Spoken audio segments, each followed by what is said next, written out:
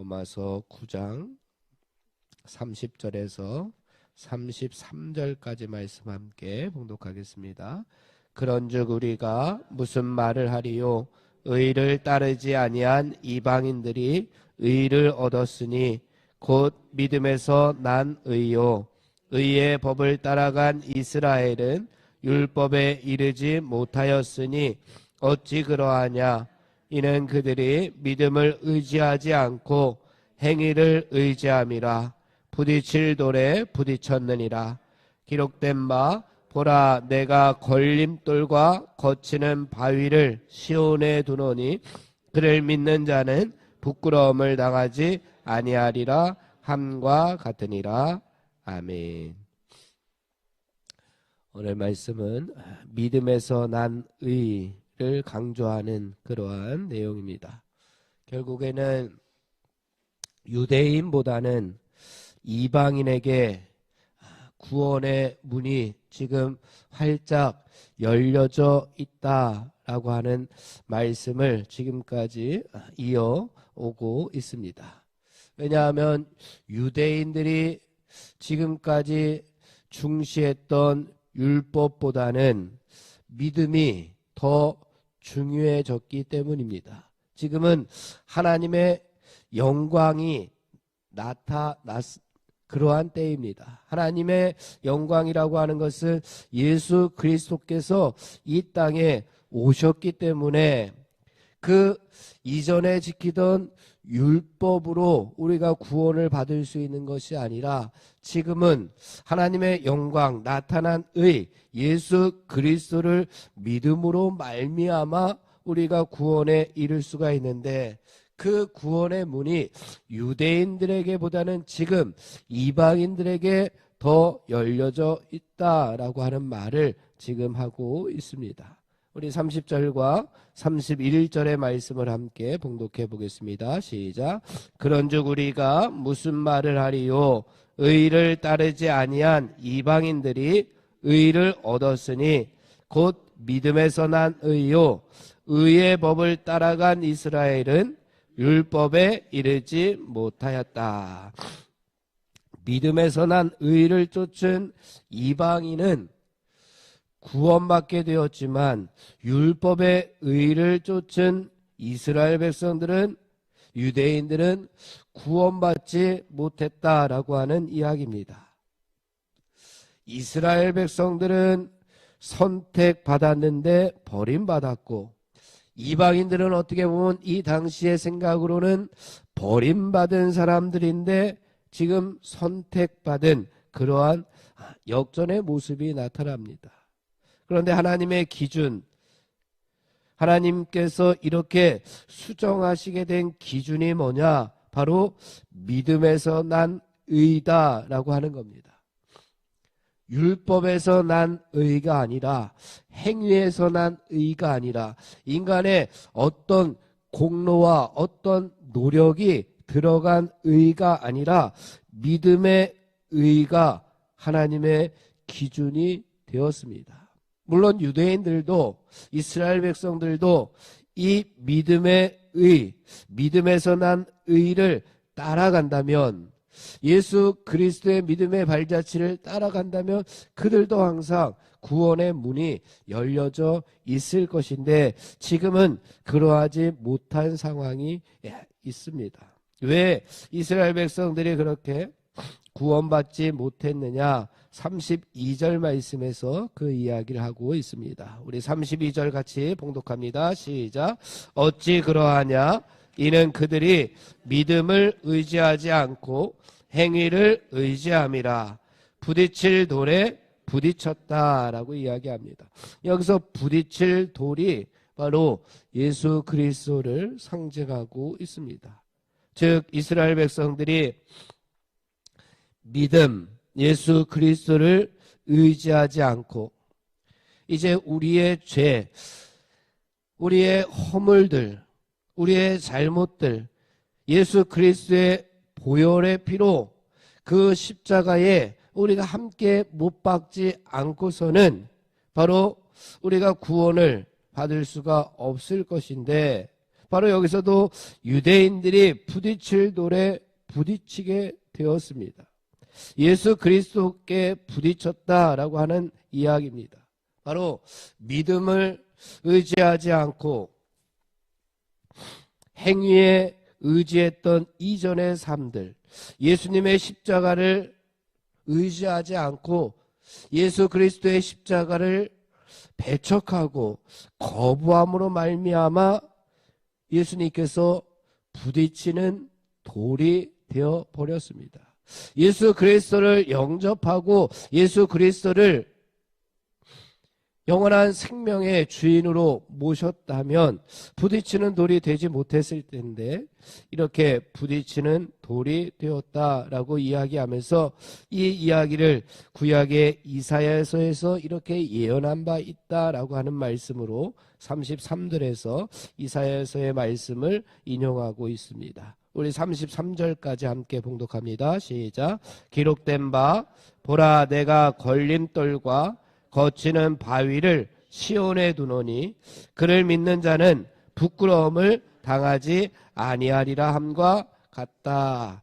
여기에서도 걸림돌과 거치는 바위는 어떻게 보면은 예수님을 상징하는 것으로 볼 수가 있습니다. 즉 이스라엘 백성들이 예수님을 거부함으로 말미암아 구원의 반열에서 탈락하게 되는데 구원을 잃어버리게 되었는데 그렇다면 반대로 예수 그리스도를 믿으면 어떻게 되느냐? 결코 부끄러움을 당하지 않을 것이다.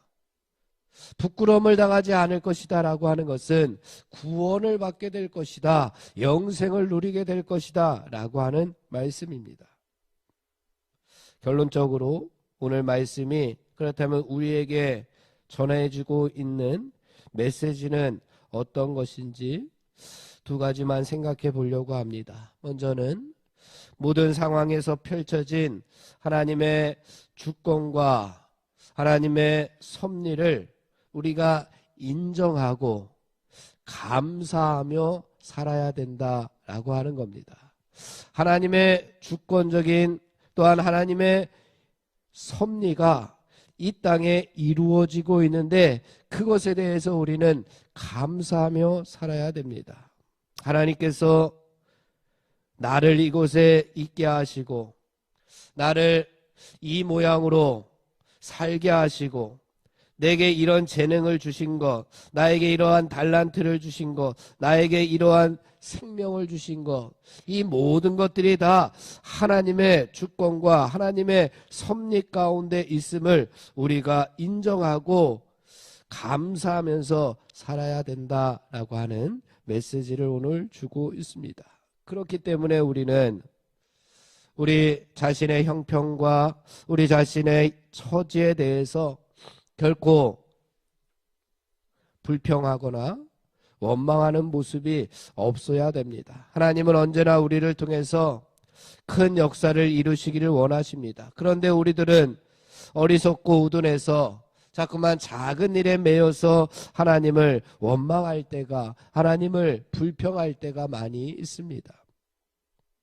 우리의 눈이 너무 근시안적이어서 멀리 있는 승리의 영광의 면류관을 바라보지 못하고 우리가 눈앞에 있는 고난과 어려움 때문에 낙심하고 절망할 때가, 좌절할 때가 많이 있습니다. 살다 보면 때로는 고난 가운데 처할 수도 있습니다.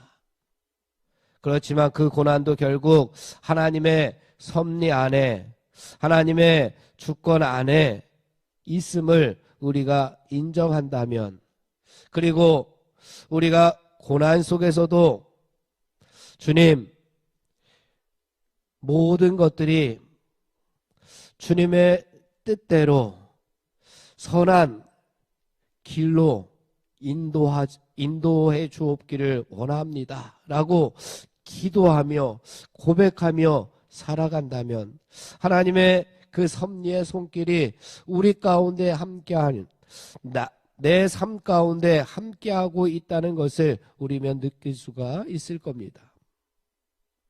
그러면 고난조차도 우리를 사랑하시는 하나님의 손에서 협력하여 선을 이루는 방향으로 나아가는 모습들을 우리가 볼 수가 있을 겁니다. 또한 오늘 말씀의 메시지 가운데 하나는 우리는 토기장의 손에 붙들린 진흙과도 같은 존재임을 우리가 알고 예수 그리스도를 붙잡고 살아야 된다라고 하는 말씀을 주시고 있습니다. 오늘 계속해서 이야기하는 것이 믿음에서 난 의를 강조하고 있습니다. 그리고 무엇을 따라갔느냐, 무엇을 쫓아갔느냐, 무엇을 믿었느냐라고 하는 하나님의 기준이 있는데 그것이 바로 예수 그리스도를 붙들고 살았느냐, 그렇지 못했느냐입니다. 나의 어떤 노력과 나의 어떤 공로, 내가 무언가를 했기 때문이 아니라 믿음에서 난 의를 쫓았기 때문에 예수 그리스도를 붙잡고 살아갔기 때문에 하나님께서는 우리에게 영원한 생명과 구원을 허락해 주십니다. 우리가 예수님의 손에 붙들릴 때에 우리는 그때부터 내 힘이 아니라 예수님의 힘, 무한한 능력을 가지고 이 땅에서 살아갈 수 있다고 하는 사실을 우리가 잊지 말아야 될 것입니다. 사랑하는 성도 여러분, 우리는 내 능력, 내 마음을 오늘 내려놓고 하나님의 뜻과 섭리를 앞세우고 예수 그리스도의 손을 붙잡고 오늘 하루를 살아내는, 그래서 오늘 하루 믿음으로 승리하는 우리 모두가 되기를 주님의 이름으로 축원을 드립니다. 기도하겠습니다. 하나님 아버지, 우리가 이 땅에서 예수 그리스도의 그 믿음의 발자취를 따라가며 하나님의 말씀에 순종하며 살아가는 하나님 나라 백성으로서 이 땅에서 부끄러움을 당하지 않는 떳떳한 자랑스러운 하나님의 백성들이 다 되게 하여 주시옵소서. 그리하기 위하여 예수 그리스도의 그 능력의 손을 오늘도 믿고 예수 그리스도의 손을 붙잡고 그 길을 한 걸음 한 걸음 걸어가는 주님의 자녀들이 다 되게 하여 주시옵소서. 예수님의 이름으로 기도하옵나이다. 아멘. 우리 합심하여 기도하고 개인 기도하고 돌아가겠습니다.